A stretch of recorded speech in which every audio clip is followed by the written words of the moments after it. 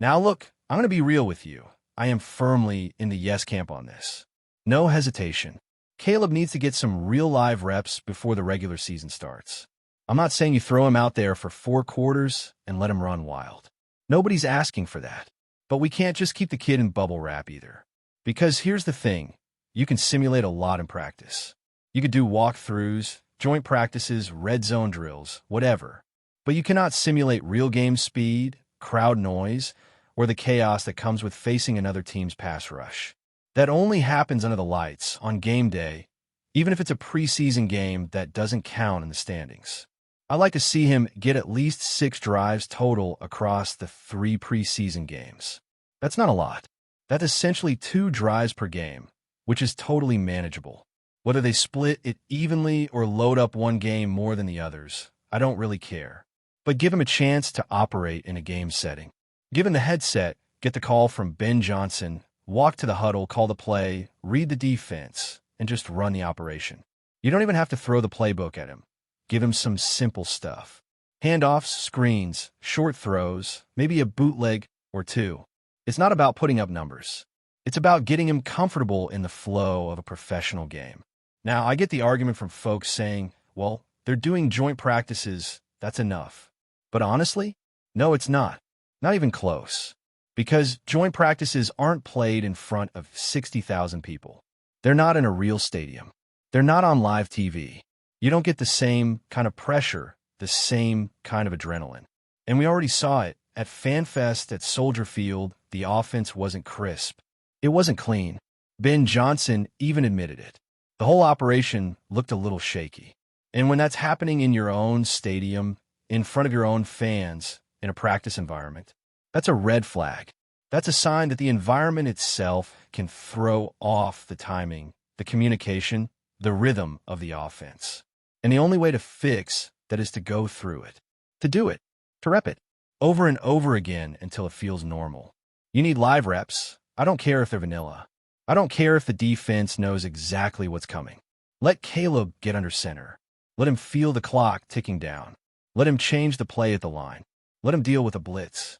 Let him get hit once or twice. Clean hits, of course, nothing dirty. Just enough to feel the speed of the game. That's where the growth happens. Now, I'm not saying he has to go out there and play a full half in every game. But let's say in week 1 of the preseason, you give him a series or 2, just get the nerves out. Week 2, maybe you give him a little more, maybe 4 drives, even a full quarter if everything's rolling. And then week 3, if he's looked solid and the staff is comfortable, you sit him down. That's fine. That's normal. That's how you manage a young quarterback. But if you go 3 games without letting your number 1 overall pick step on the field, that's a mistake. That's a missed opportunity. And listen, I know there's this tendency in today's NFL to overprotect quarterbacks. Everyone's scared of injuries. Everyone wants to keep their prize rookie wrapped in cotton until week 1. But football doesn't work like that. You don't get good at this game by watching from the sideline. You don't build chemistry with your receivers by watching from the bench. You don't get your timing right with your offensive line unless you're in there, taking snaps, reacting in real time. And let's not forget, Caleb is learning a brand new offense. This isn't a situation where he's coming in and running a system he already knows. He got to absorb a full NFL playbook, understand protections, learn the timing of routes with completely new teammates. That doesn't happen overnight. And the more live reps he gets in August, the more prepared he's going to be when it's for real in September.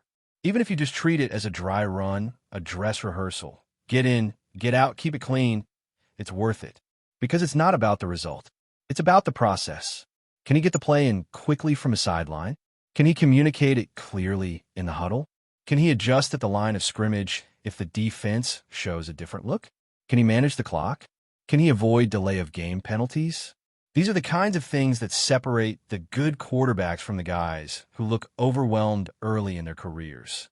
And let's be honest here, Caleb is going to face pressure early on. That's just the reality of being a rookie quarterback in the NFL.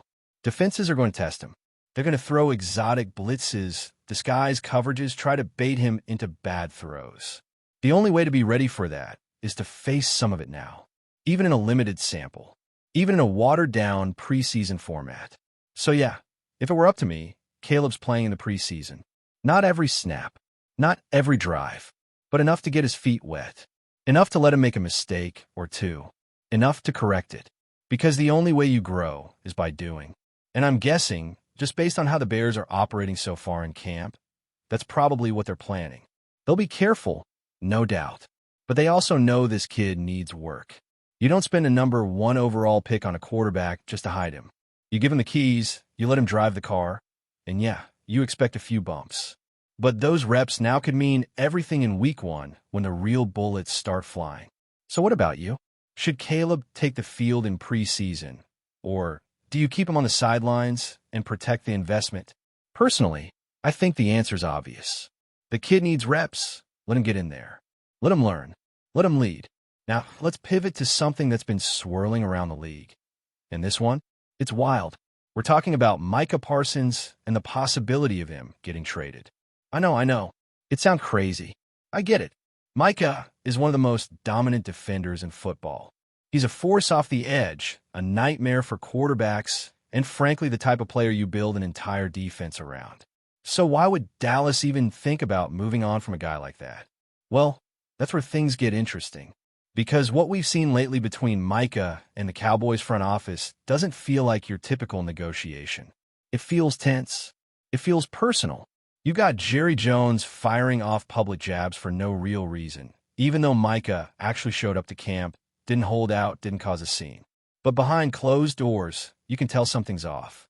And when things get that weird, that early, it always opens the door, even just a crack, for trade rumors to creep in. Now, let's be real. If Dallas were to trade him, which, again, is a long shot, they're not going to send him to a division rival. That's just not happening. He's not going to Philly. He's not going to Washington. He's not going to the Giants. That's dead on arrival. But outside of the NFC East, things get a little murkier. You'd think Dallas would prefer to ship him to the AFC, right? Out of sight, out of mind. But what if an NFC North team, say, maybe the Bears, came with a better offer? Now, switching gears a little, let's talk about the offensive line. More specifically, let's talk about Aussie Trapilo. Because quietly, without a whole lot of noise, this rookie might just be winning the left tackle job. And for the Bears, that's a big, big deal. Let's break it down. If you can get a rookie left tackle who's not just surviving, but competing for that starting job from day one, that's massive. Because left tackle is a premium position. It's one of those spots where you usually have to pay big money to get top-tier talent. But if you hit on a rookie, especially a second-round pick, then suddenly you've got 4 full years of cost control protection for your franchise quarterback. That's the dream scenario. And from what we're seeing in camp, Trapilo might be on track to make that a reality. He's been getting the reps with the first team. He's stacking good days together. And it's not just that he's hanging in there. He looks composed, consistent, and physical. If he can keep it up, it's not even about upside anymore. It's about trust. Can you trust him to protect Caleb's blind side? Can you trust him to hold up against elite edge rushers? If the answer is yes, even mostly yes, then you roll with the rookie. Now, to be clear, this isn't just being handed to him. Braxton Jones is still in the mix. Kieran Amagagi could push for reps too. But if Trapilo's already ahead of schedule, and if he's playing the same level or better than the vets, you don't overthink it. You let the best man win. And if that man is a rookie, all the better. Because again, 4 years of starting left tackle play on a rookie deal, that opens up cap space, flexibility, and builds a foundation that can last. All right, let's get into another position battle that's starting to heat up. And this one is getting real. The wide receiver room. Specifically, the battle for those last couple of roster spots. Because we all know the top guys. DJ Moore is a lock. Rome Odunze is a lock. Luther Burden? Lock. Those guys are not going anywhere. But what about the depth guys? What about players like Tyler Scott, J.P. Richardson, Miles Boykin, Devin DuVernay? Let's just say it. Tyler Scott is losing ground fast. And that's not just my opinion. That's what we're seeing with our own eyes. No buzz. No clips, no mentions, nothing from camp. And that's concerning. Because in a room this deep, if you're not making noise, you're fading into the background. And J.P. Richardson? He is making noise. The guy is showing up. He's flashing in practice. He's getting noticed. And most importantly, he brings value on special teams. He was a solid punt returner in college, and if he can carry that over, he's got a serious shot to make this roster. Same goes for Duvernay. The dude has NFL experience. He's shifty, reliable, and he's probably the front runner for the punt return job right now.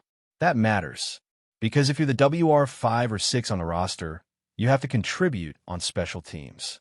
That's your ticket. And right now, it feels like Richardson and Duvernay are punching that ticket, while Tyler Scott is sitting at the gate, hoping to get called. And let's not forget Miles Boykin. He's another name to watch. Big body, red zone target, veteran presence. He's not flashy, but he's dependable. So if the Bears only keep 6 receivers, that final spot might come down to Boykin versus Richardson. And I'm telling you, preseason is going to decide that. Whoever balls out in those games, especially on special teams, that's the guy who's getting the nod. So this is where the real grind begins. Because now it's not just about raw talent. It's about doing the little things, blocking on the perimeter, knowing your assignments, making plays on coverage units. The flashiest receiver doesn't always win.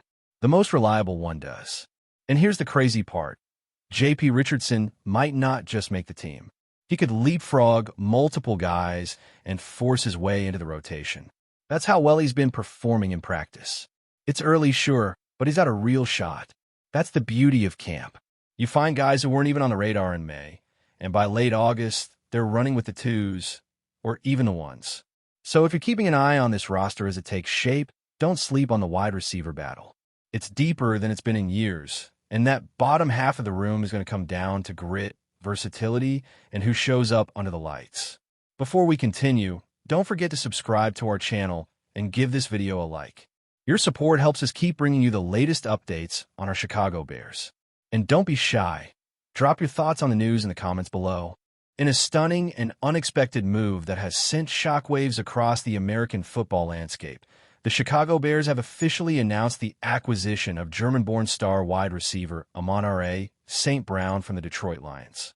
This blockbuster trade has captivated fans and analysts alike, as the Bears look to revitalize their offense and make a statement in the fiercely competitive NFC North Division. St. Brown, who has established himself as one of the most reliable and dynamic receivers in the league, brings a unique blend of European heritage and elite American football talent, symbolizing the growing globalization of the sport. His time with the Detroit Lions showcased his exceptional route-running skills, sure hands, and remarkable ability to make clutch plays under pressure, qualities that Chicago desperately needed. The Bears front office, led by General Manager Ryan Poles, expressed their excitement about the acquisition, emphasizing how St. Brown's work ethic and versatility perfectly align with the team's vision. This trade represents more than just a player's switch. It signals a strategic shift aimed at transforming the Bears into a formidable contender. The move also raises questions about the Lions' future receiving core, as they lose one of their brightest defensive weapons, making this a pivotal moment for both franchises. Amon-Ra St. Brown's journey from Germany to becoming a standout NFL receiver is a compelling narrative that adds depth to his arrival in Chicago. Born and raised in a football-loving family with deep athletic roots, St. Brown's rise through the ranks has been marked by relentless dedication and a passion for the game that transcends borders. His collegiate career at USC was impressive, but it was his transition to the NFL that truly showcased his talent and resilience. Despite being drafted by the Detroit Lions, St. Brown quickly emerged as a focal point in their offense, earning accolades for his consistency and ability to perform in high-pressure situations. His versatility on the field, ability to run precise routes, and knack for finding open space have made him a favorite target for quarterbacks. The Bears' offensive coordinator will now have the opportunity to design plays that maximize St. Brown's unique skill set, potentially revitalizing a unit that has struggled in recent years. Moreover, St. Brown's international background brings a fresh cultural dimension to the team, possibly inspiring more global interest in the Bears. This trade isn't just a strategic roster change. It's a cultural moment for the franchise and the league as a whole. The implications of this trade for the Chicago Bears extend far beyond the football field, impacting the team's identity and its relationship with fans. The Bears, a franchise with a rich history and a passionate fan base, have been searching for a star player to lead their offense and elevate their competitiveness. By acquiring Amon-Ra St. Brown, they have made a bold statement of intent, signaling their commitment to rebuilding and contending at the highest level. Fans have already expressed excitement and optimism about the arrival of such a talented and hard-working player, hoping that his presence will inspire a new era of success.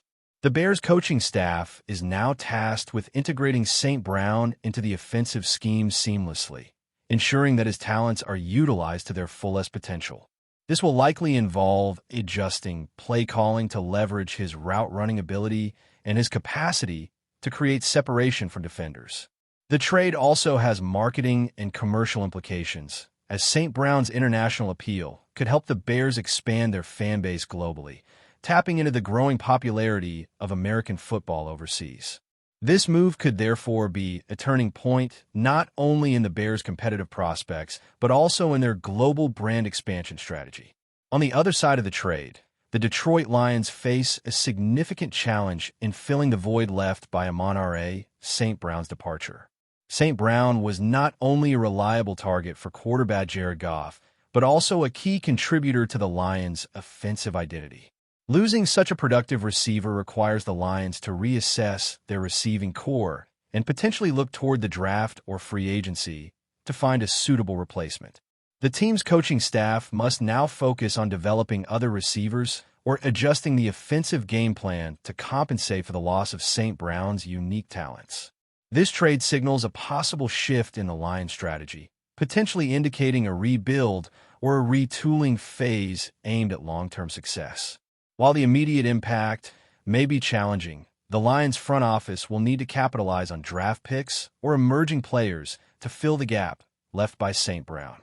For the fans, this trade may bring mixed emotions. Loss of a beloved player, but hope for a future shaped by new talent and a refreshed roster. This moment marks a crossroads for the Detroit Lions, highlighting the unpredictable and dynamic nature of the NFL's player movement and team-building processes.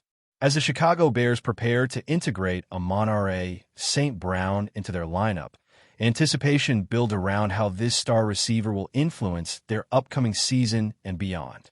St. Brown's combination of speed, agility, and precise route running is expected to create new offensive opportunities and elevate the Bears' passing game to new heights.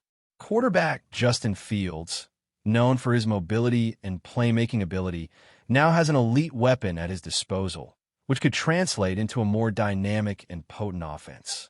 The synergy between Fields and St. Brown will be a focal point of the Bears' strategy, with coaches likely designing plays that exploit defensive mismatches and maximize St. Brown's ability to gain yards after the catch. The trade also signals the Bears' urgency to compete immediately, as adding a player of St. Brown's caliber is a clear investment in short-term success.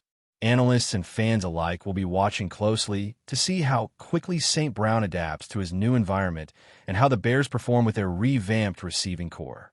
Ultimately, this trade could redefine the Bears' trajectory, positioning them as a formidable force in the NFC and making the 2025 NFL season one of the most exciting in recent memory for Chicago football enthusiasts. That's it for this update. If you enjoyed the video and want to stay updated with exclusive news about our Chicago Bears, be sure to subscribe to our channel and hit that like button. We can't wait to hear your thoughts in the comments. See you in the next video.